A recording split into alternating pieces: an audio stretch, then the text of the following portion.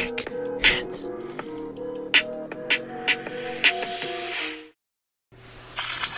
It's time for Hobby Quick Hits. Hobby Quick Hits. A sports card podcast where we tackle the hobby's hottest topics in depth to help you navigate the sports card landscape and enjoy the hobby we all love. Here's your host, John Newman.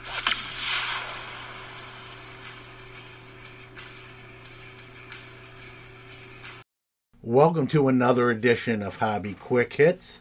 Thanks for joining us. Today's episode, fractional shares. And when you say fractional shares, you usually it's kind of black and white, right? People either fit on one side or the other. Somebody will say, listen, if I can't own the card in my possession, I don't want it. I don't want to pay anything and own a small percentage. And then you have the other side of that aisle that says, you know what, unless I win the Mega Millions, I'm never going to be able to afford a certain card like that. And this gives me the opportunity to own a small portion of it, and, I don't mind it. So before I get into the meat and potatoes of this episode, let me do full disclosure. I do partake in the fractional share market. Not crazy, just a few $100 in two platforms, Collectible and Rally. Let's get that out front, right off the bat. They are not sponsors. I'm going to talk about them. I'm also going to talk about Otis, a third fractional share company. Those are considered the big three. I think there's going to be a few more entering the arena, or maybe have and just haven't made a name for themselves yet. But, I just want to be very upfront right at the beginning of this episode about, my stance.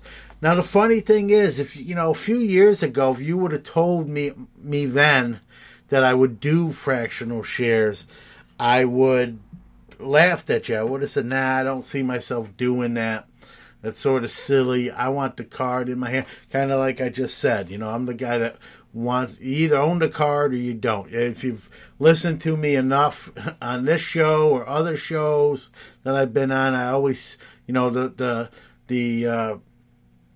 blockchain, anything that's not real, NFTs, I don't believe in. I think it either is real or it's not real. There's no in between. You either can physically hold the item or it's air, right? And that's my stance, and I'm sticking to it.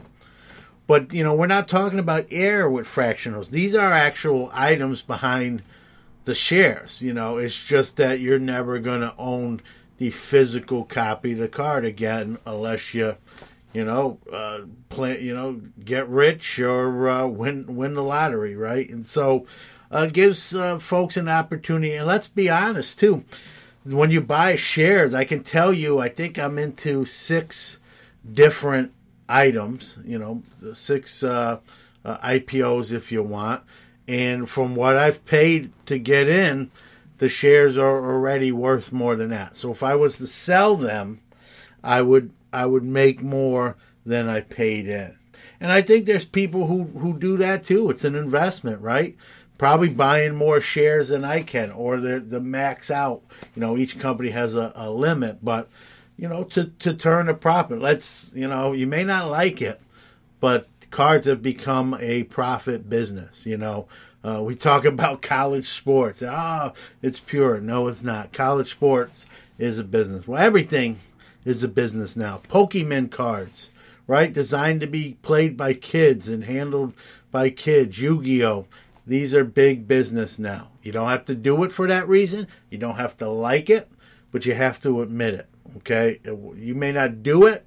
You may not, like the fact that that's where it's at, but that's where it's at.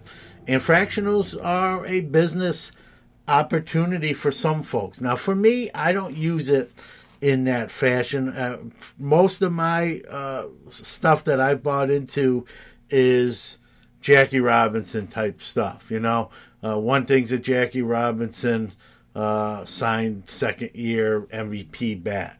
Never going to be able to buy that. Well, I don't want to say never, ever, most likely. And so it's fun to own a few shares.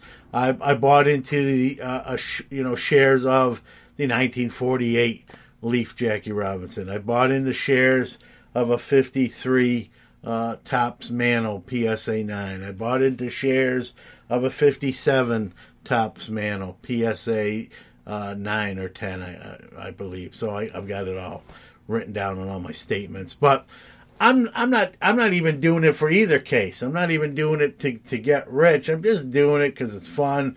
I'm probably, not to be cocky, for the price level I got in these and what we see cards doing, those cards are going to sell for who knows how much when, and I'll make a little money and I'll be on to the next thing, whatever tickles my fancy. And most of the times I get a notification, this is up for IPO, this is up for investment, and I don't even open the app up. But there's something catches my eye, especially Jackie Robinson, then I may go in and buy a few shares. I get nothing where I can't pay my mortgage, and I have a little fun with it. I know even when I bought the shares of the 48 Leaf Jackie Robinson, I went on the social medias and bragged I was a minority owner of a 1948 Leaf Jackie Robinson. So I'm having a little fun with it. Some people are taking it more seriously than I, and we're going to talk about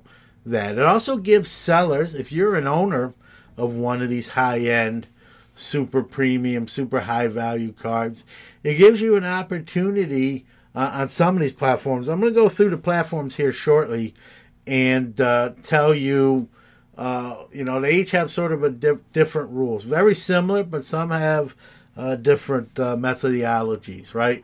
But if you're a seller, if you're holding one of these high-end cards, it gives you an opportunity to, sell it, right? Kind of maybe quietly, or in some cases, even hold 40% of it. And so you still own it, but you're selling shares of it and that sort of thing. So, there's different angles to it. There's buyers, there's sellers, there's the companies themselves. And speaking of the companies themselves, let's take a short break to hear from one of our national sponsors.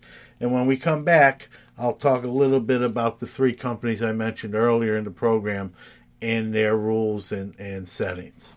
Let's start off with Collectible. And what I want to try to do with these, while they're all similar, I want to point out maybe some of the differences in these three companies. Again, Collectible, Rally Road, and Otis. Okay, Collectible right now is the only one that I know that has a secondary market where you can sell your shares. You can sell. You don't want them no more. You want to make some money. You can sell your shares to somebody else. The other thing is they will sell their items. They will sell their investments. But, and this is one thing I really like, the shareholders get to vote whether they want to sell the item for the offering price that someone is offering to buy it for. And this is another thing I like about it. Not everyone gets the same weight of votes. If I own 3 shares and you own 10 shares, your vote is pro-rataed based on you owning 10 shares to my 3. So they tabulate all those votes. If it passes and the majority of the shareholders want to sell for that price, it is sold for that price and you get so much per share.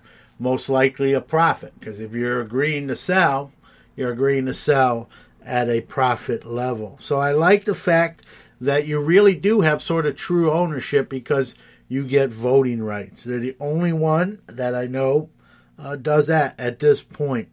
Whenever you buy into an offering, it's locked up in a sense for 90 days, a lockup period. You can't do anything with your shares, and it's not for sale until that 90-day period. I kind of like that. Some people may not, but that's what it is. Collectible. The thing that's kind of differentiates them as well is they're only sports cards in memorabilia. That's their focus. Sports card and memorabilia. When you look at their staff and the people that work there, they all majority of them come with a sports card and memorabilia background. Very experienced, know what to look for, know what to invest in or bring aboard the platform. And that's they did their homework, they did their due diligence, and they're not actually a new company, but this is a new venture for them when it comes to fractional share. So I like the direction they go into. I mean, if we're ranking them, they're probably right there for me at number one for the 2 cents that's worth. So let's go to Rally Road, another one that I do use. I use 2 of the 3 I'm going to talk about. Okay, they offer multiple offerings. While maybe sports cards and memorabilia, they're into sports cars. So some cars, watches, purses, handbags, wine. I mean, anything of a commodity asset they may offer on their platform. So that's where they kind of get off at a different exit than, let's say, collectible does. They do have a secondary market. This I found out, but it's only on certain days. Okay, it's only on certain days. When selling, their details were sort of vague. It was really kind of hard to tell. They matter of fact, they sort of worded it that this is more to hold for the longer term rather than the quick flip. It's worded right like that on their website. So they're not so much looking to sell quicker. They're kind of, you invest and you hold and you wait it out. They don't offer any sort of voting because they're not really trying to sell that fast. So kind of a different mentality there. Just kind of a buy in, wait, and hold on. And, that sort of thing. Again, they do have a secondary market, but it's on certain days. I believe you can sell your shares. So a little different, while many similarities, a little different there. Let's talk about the third one, Otis. I don't know if I'm pronouncing that right, Otis or Otis. They are, I don't have any investment in this platform, so I'm only going off the research I gathered. They have what they call a stock market, 24/7 trading.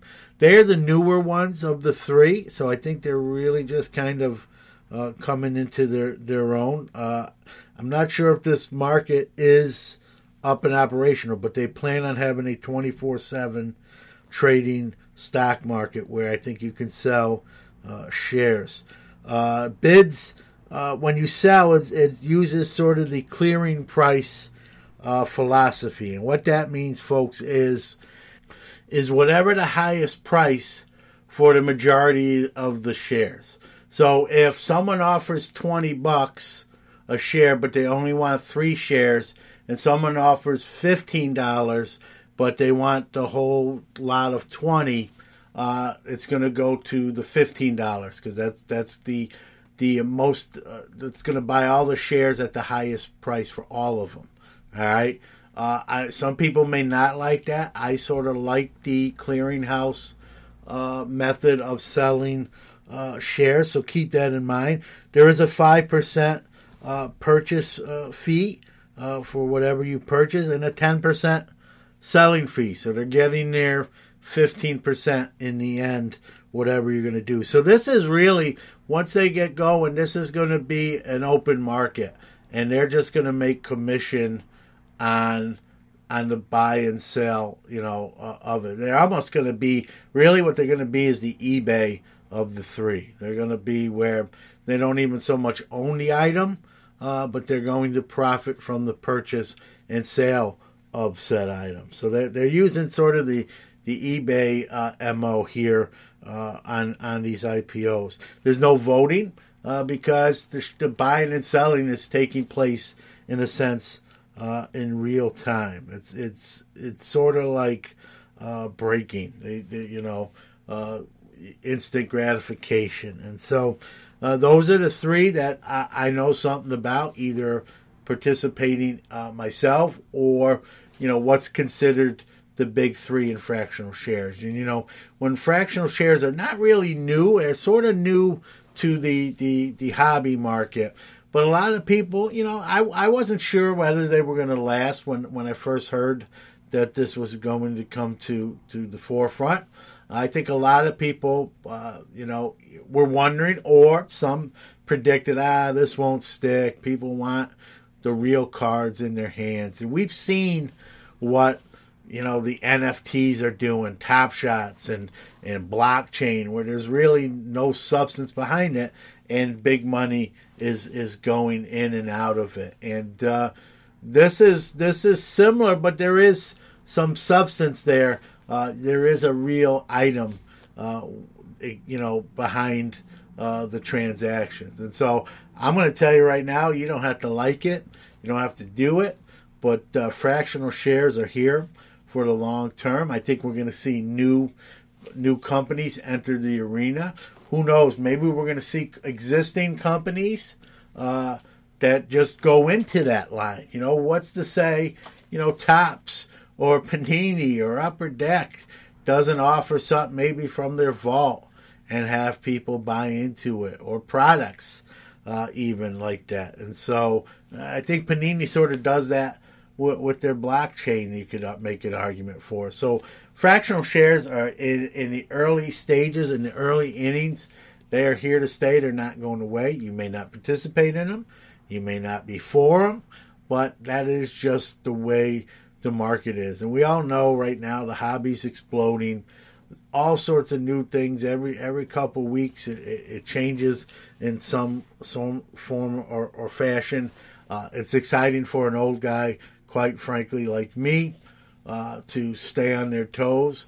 And I'm having fun with anything I do, and that's the bottom line. It's a good note to close the show on, folks, is whatever you do in the hobby or don't do, hey, you don't like grading, you don't like fractionals, nothing wrong with that. You're not wrong. Enjoy the hobby any way you choose. There's plenty of ways, and that's the beauty thing. There's plenty of ways to choose. So while you might not like one thing, there's a bunch of other stuff you may like. And so enjoy the hobby in whatever form or fashion you pick, you choose, and that's the bottom line. And that is a good note to close on. We'll see you next time on Hobby Quick Hits. Take care. Hey folks, thanks for listening to the show. Wanted to give out our social media links where you can follow the show even when you're not listening to it. On Twitter, we are at Hits Hobby, HITSHOBBY. On Instagram, we are at Hobby Quick Hits Podcast, at Hobby Quick Hits Podcast, all one word. Our website is www.sportscardnation.net. Look for the link to Hobby Quick Hits. You'll find us there. And you can always text us on our text line, area code 315-491-0239. Leave the gun. Take the cannoli.